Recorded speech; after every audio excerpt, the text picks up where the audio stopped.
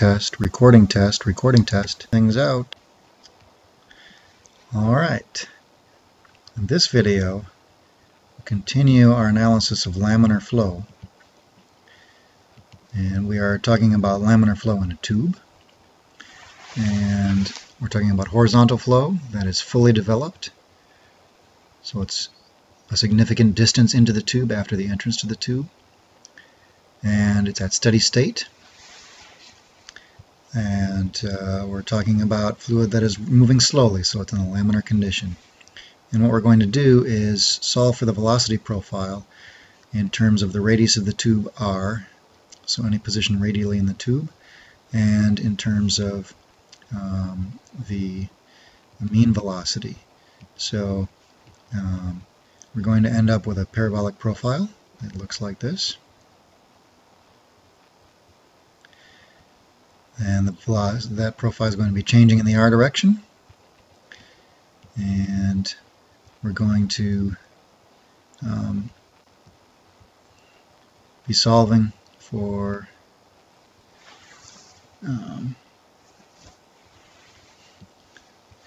the velocity profile in terms of r.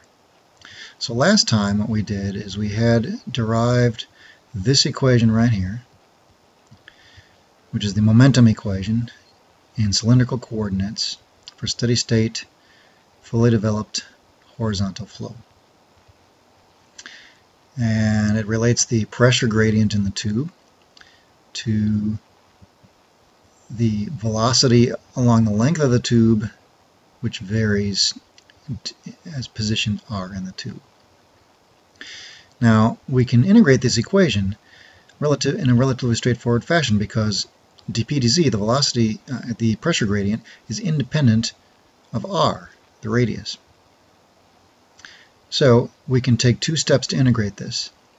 The first step in this equation to integrate would be we'll treat this as a constant over here, and then we're going to move the term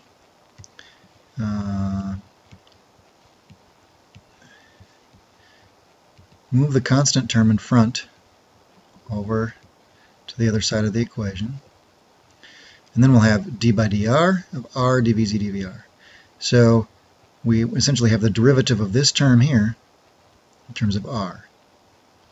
So we'll move the dr over to the other side as well, and then what we end up with is d of r dvz dr equals dp dz times r divided by mu dr, which we can integrate.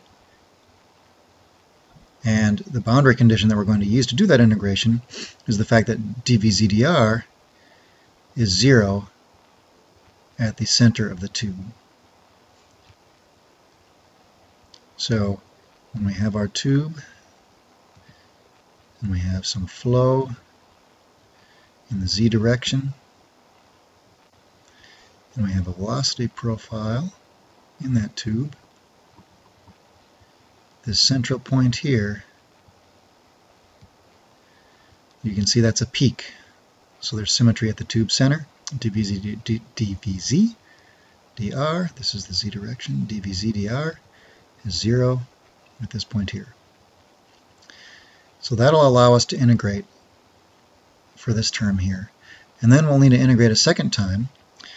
And in order to do that, we're going to assume that there's no flow at the wall. So the velocity at the wall over here and the velocity at the wall over here are both going to be 0. Now, I'm not going to go through that full double integration, but if you do that, you will end up with this equation right here.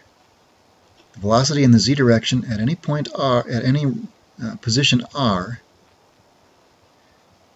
as you move through this, as you move along the radius of this tube, is related to the radius of the tube, the viscosity of the fluid, the pressure gradient, and the position within the tube, 1 minus r squared over r squared. So this is the solution for the velocity profile as a function of the radial position in the tube for any radial position from 0 to the wall, from the center to the wall. Now, it's useful to write this equation out in terms of the mean velocity rather than in terms of the pressure gradient as you have here. So what we can do is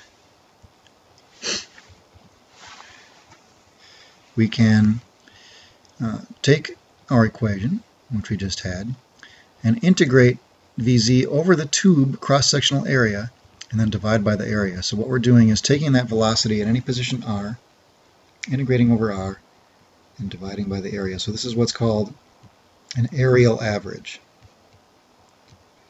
So we take the cross-section of the tube at any position r along that tube. We have a different velocity. It's fastest in the middle, and then it's short or slow towards the wall. And we're creating a weighted velocity based on the position of the flow. So that's what this top part here is. We're taking the integral of the velocity at any position r across the tube, and then we'll divide by this cross-sectional area, 2 pi r dr, which would be the circular region here. Now, the way this equation works out, the 2 pi's and the densities cancel out because we're assuming a constant density. And because we're assuming a constant density, the 2 pi's cancel out, this ends up being a rather simple equation right here. So we can integrate this equation if we take this quantity here and put it in here for Vz. And then we'll perform that integral. And if we do that, you'll see that we have a constant term here. We'll call that part C. So we end up with the integral on the top having a constant out front, and then we have this fraction here, this portion here, 1 minus r squared over r squared times r dr inside the integral. So we have 1 minus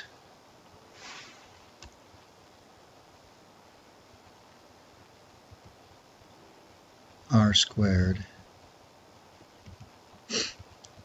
over the radius of the tube squared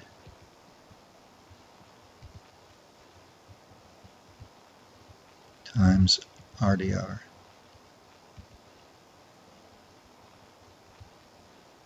I know this isn't beautiful writing, but that's how it's going to go. So if you perform this integral from 0 to r, you can see that the result is down here. This will give you the mean velocity once you divide by r squared over 2. And that mean velocity is dependent on the radius of the tube, the viscosity of the fluid, and the pressure gradient. And one thing that I think it's important to note on this particular slide is that our velocity as a function of the radius is dependent on r squared over 4 times the viscosity, and our average velocity across the entire tube is dependent on r squared over 8 times the viscosity. So there's a relationship of 1/2 there. In other words, the mean velocity is going to be half of the peak velocity. If we look at our velocity in any position in the tube at r equals 0, which is on the wall, at r equals 0, which is in the center, we will get our maximum velocity, and then that's at r equals 0.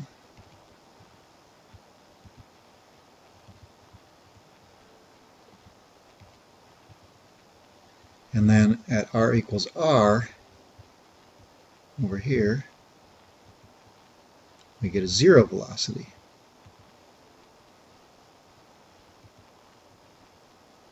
So if I plug in capital R over here, I get capital R squared over capital R squared, which is 1, and then 1 minus 1 is 0, so I get Vz equals 0 at the wall, and Vz equals a maximum when this is 0 here. So that gives us r squared over 4 mu as our constant times the pressure gradient.